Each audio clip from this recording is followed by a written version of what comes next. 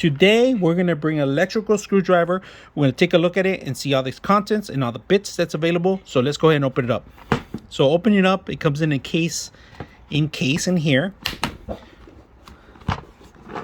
Simple. They give you the charging station and they give you all the bits and an extender, if you guys can see that. This is perfect for those small little jobs. All right, and this is a little powerful drill. If you guys can see, you got the reverse, your forward, and that's pretty much it. You could extend it, you could add it in there. It locks in place, and then you get to charge it right through the back. Type C charging station. It's ready to go.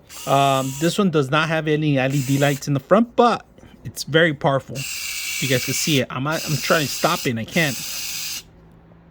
So you could use it without the extension, and you could just add it as is if you want. But look how short it is. So it's primary used with the extra extension. So make sure that you put the extension, and it's all magnetic, so you don't have to worry about it falling off automatically. If you guys can see that.